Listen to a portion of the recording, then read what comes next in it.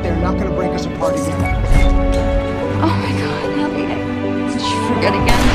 People are realizing they don't have freedom of choice so long as you exist. The people are waking up. Come on now! You can't! People are going to die! No, they're going to be fine! What the fuck are you talking about? With your feet in the air and your head on the ground, where is my mind? Where is my mind? Where is my mind?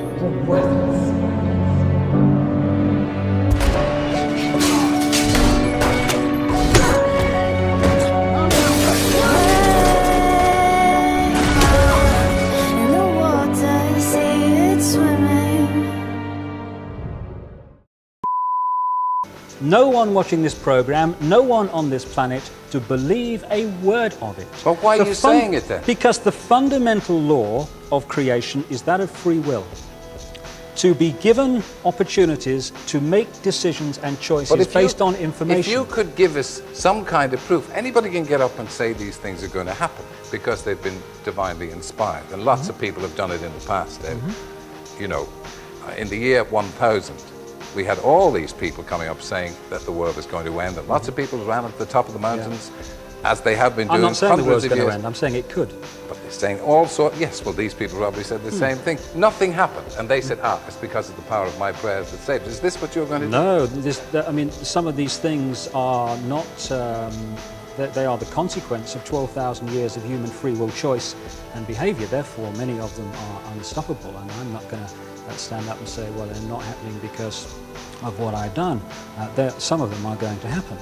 And I'm not asking anyone to believe it. But you see, if the traditional church... But then there's no point in you saying But of course not. You see, why should I impose... Did you just agree with me? Why should I impose my will? Why should I try to impose what I'm saying on anyone? They have the right to listen to what I'm saying, but if you to listen to what the traditional church is saying. If you don't give them any kind of proof, if you don't give them any reason to believe in you, they will dismiss you as a crank, which is what they're doing. Well, that's their free will choice. But Terry, that's if just I am an easy saying, up-toast. if I am saying that these things are going to happen this year, then we'll see, won't we? And what'll happen if they don't happen? What'll happen to you? They will happen because if they don't happen, there will be no earth. And it's as simple as that. And I frankly don't care what anyone thinks. They have free will to make their own choices on what is said. I say wait and see. Ladies and gentlemen, David Icke. Thank you.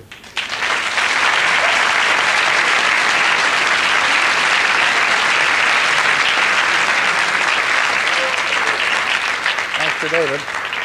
Now, moving on.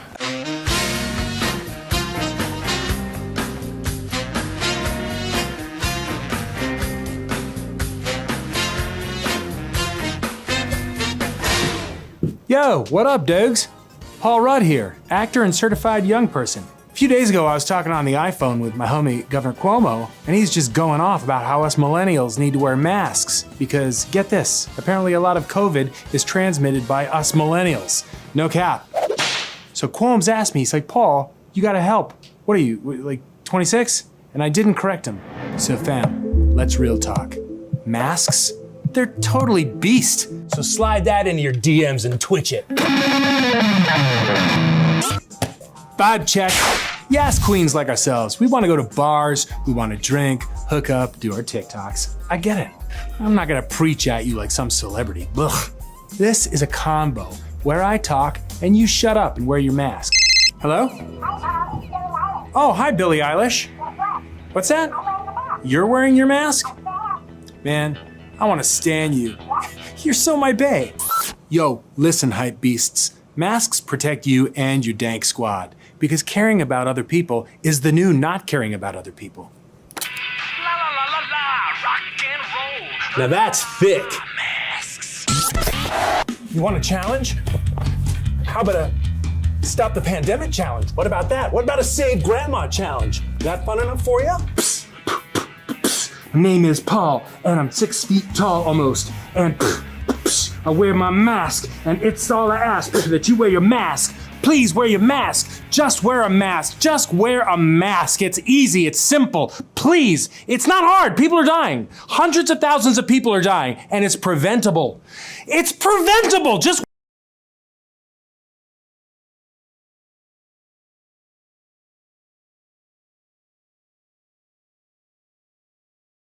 There's a terrible disease going around infecting millions of people. It's highly contagious, creating the worst pandemic the world's ever seen. If we don't act now, it's going to keep spreading, potentially infecting everyone. The disease is a mental condition called intelligence. Intelligence is a very contagious disease spreading around the globe at unprecedented rates. It's threatening to destroy the world as we know it. Symptoms of intelligence include thinking for yourself, elevated levels of self-responsibility, nuanced thought, the desire for freedom, acts of bravery, and an intolerance to being controlled by fear. We don't know much about intelligence, how it works, or how it spreads, but there's very strong evidence it's easily transmitted through ideas, self-expression, and human connection. Together, we can slow the spread of intelligence, but we all must practice strict obedience to the following guidelines. Socially distance yourself from critical thought. Sanitize your mind with the news. Rely on other people to tell you what's true for you. And wear a face suffocator to reduce the amount of oxygen going to your brain. Additionally, we'll need to permanently shut down the economy to fight this dangerous infection with the weapons of poverty and despair. We're also working with our partners at the social media giants who are strongly committed to ending intelligence by censoring free speech on their platforms. If you find yourself accidentally thinking for yourself or think you may have come in contact with someone infected with intelligence, please self-quarantine in front of the news for 14 days and seek the medical guidance of your local computer programmer. With this infection, it's also advisable to put your entire trust in the hands of people who, in the past, have been found guilty in antitrust lawsuits, and to outsource your entire thinking, well-being, and choices to people who aren't you. It's your social duty to help out and do your part. If we all work together, we can rid the world of intelligence once and for all. In the last 2 days, we've seen a remarkable development. We have seen big tech, we've seen Twitter and Facebook actively interfering in this election in a way that has no precedent in the history of our country. Yesterday, the New York Post broke a story alleging serious corruption of Joe Biden and Hunter Biden concerning Ukraine. The allegations in the New York Post story, if true, indicate that Vice President Biden lied when he said he had never discussed his son's business dealings. That story, once the New York Post broke it, was blocked by Twitter and Facebook. Anyone who attempted to share it was prevented from sharing it on Twitter or Facebook. The New York Post itself, when it attempted to put out its story, was blocked on Twitter and Facebook. The New York Post has the 4th largest circulation of any newspaper in this country. Never before have we seen active censorship of a major press publication with serious allegations of corruption of one of the 2 candidates for president. That was last night. This morning, the story escalated and got even worse. The New York Post broke a second story of a series of emails that indicate yet more corruption, in this instance, the Biden family receiving millions of dollars from communist China government officials. Just minutes ago, I tried to share that story on Twitter. And Twitter is actively blocking, right now, this instant, stories from the New York Post alleging corruption and the Biden family receiving millions of dollars from communist China. This is election interference, and we are 19 days out from an election. It has no precedent in the history of democracy. The Senate Judiciary Committee wants to know what the hell is going on. Chairman Lindsey Graham and I have discussed this at length, and the committee today will be noticing a markup on Tuesday to issue a subpoena to Jack Dorsey, the CEO of Twitter, to testify before the Senate Judiciary Committee next Friday, to come before this committee and the American people and explain why Twitter is abusing their corporate power to silence the press and to cover up allegations of corruption. And let me be clear, I don't know if these New York Post stories are true or not. Those are questions Vice President Biden should answer. But Twitter and Facebook and big tech billionaires don't get to censor political speech and actively interfere in the election. That's what they're doing right now. And so on Tuesday, the Judiciary Committee, the full committee, will be voting on subpoenas to subpoena Jack Dorsey to come before our committee.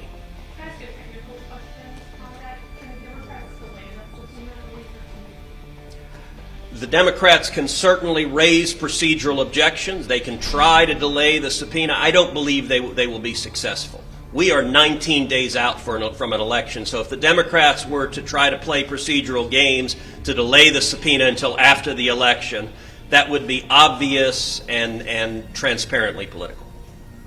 Chairman Graham. Thank you. 2020 can't get any stranger. So they're 19 days out from an election. Again, I don't know if the New York Post article is true. I think it is established that Hunter Biden, while he was visiting China with the vice president, received money from a Chinese bank for investment. I don't know much more about it, but I do know this, that a lot of information, the Steele dossier, was all over the place. They never blocked that. All the allegations about Russian collusion and Trump and every other idea that Trump may have done something bad, nobody blocked that. So what we're going to do is we're going to finally have an accounting that's long overdue. These social media platforms have a dominance in our lives. They're newspapers, they're TV stations, they're radio stations, they're publishers. And this, to me, crystallizes the problem better than anything I could think of for the American people.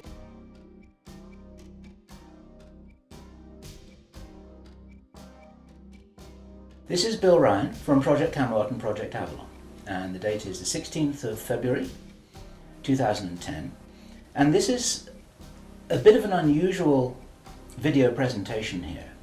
There were just people in a room who were talking about all of this stuff, and what they were talking about was a plan that had clearly been made a long time ago. And what they were discussing was they were discussing the implementation of this plan. They were discussing how things were going, whether they were on track or not. And what, for example, to give a flavor of this, they were discussing between them some of the problems that they had in the implementation of their plan. And as this little presentation continues here, you'll realize what the plan was, and I'm going to be revealing this in very much the same way as it was revealed to our witness and as he revealed it to me, bit by bit, step by step. The first thing that he heard was they were talking about the fact that Israel didn't look as if it was getting prepared to attack Iran anytime soon. This was a problem. Even back in June 2005, they were apparently concerned that what it was that was planned on some kind of a timeline wasn't rolling out according to schedule, and this was an issue for them. So that attracted his attention very quickly, because he'd never been in a meeting when this kind of thing was discussed. Then they were talking about China and how powerful China was getting, both militarily and financially, very quickly, and that the Japanese weren't doing what they were supposed to do, which was to interfere in some way with the Chinese financial system. They weren't doing that, and this was another problem because China was getting too strong too quickly. Other things that were discussed were, for example, the coming financial crash, the centralization of resources, everything that we saw starting to happen in October 2008. They were planning that and referring to it in their meeting in June 2005. So there was clearly a rollout of some plan here, and he was quite shocked the more that he heard, and when he really realized what was happening, he was extremely shocked. And one of the reasons why I'm giving this video presentation now is to soften the blow and interpret this a little tiny bit, because it is shocking information. And what I also want to do is I want to try and differentiate out between what it was that he reported, because he'd heard it with his own ears, and what it is that is his speculation and my speculation about how all this fits together. It's very important information. We need to know this stuff. Even though it doesn't look like it's going to be on track, I don't think this will happen. I think that there are a bunch of crazy people there who are extremely determined to do something, and they were in a hurry, and this is important to understand, they were in a rush to try and roll out this sequence of events. Now, what he described is what all of this is intended, because it's all right with these controlling forces that Iran has nuclear weapons, because they want them to be used. The plan is for either Iran or for China to retaliate after Iran is struck with a nuclear weapon. At that point, there will be a limited nuclear exchange in the Middle East, followed by a ceasefire. He heard this being planned in this meeting. This is being choreographed. It's like the script for a movie. This is exactly what's intended to happen. And during this time, the other thing that's being set up for this, and many people watching this will be aware that this is being set up in the background. We've had a lot of information about this from a number of good researchers from many countries who are reporting this on the internet, that things are being set up in many of the Western countries for there to be heavy controls over populations, martial law, increased powers on security forces who are not just the army or the police, but in Britain, for example, our source said that he absolutely knew personally for a fact, that a very large number of private security people, their powers were being increased to give them the ability to arrest people, the ability to detain, the ability to handle riots in streets. And here we're talking about just regular people working in private security, people who give the parking tickets on the streets. Their powers are being increased in the same way. And last year we heard President Obama talking about how he wanted to have a sort of National Guard at home in America ready to handle this kind of thing. There are a lot of indicators that this is being set up. And in this rollout of this crazy scenario, where it is intended that there will be a limited nuclear exchange in the Middle East, the idea is that as the world looks upon this with horror, then they will demand from their governments that there are heavy controls over travel, over communication, over people who meet, over people who protest in the streets. There are all kinds of heavy controls over populations everywhere. And then the next thing that happens in this chess game that's being played is that biological weapons are released on China. He heard this being discussed in this meeting. They will release a flu-like virus that will be genetically targeted against the Chinese population. It's racially targeted against the Chinese people. It's designed to spread like wildfire and to knock out a large number of the Chinese people. And these people in this meeting were laughing about this. They said, China will catch a cold. Those were their words. China will catch a cold. And they were laughing about the fact that these biological weapons will wreak havoc among the Chinese population. And after that, then what effectively will be a kind of... I will not give up on this world. And if you can't see why, then I speak for everyone when I say, fuck you! I'm just gonna go for a walk.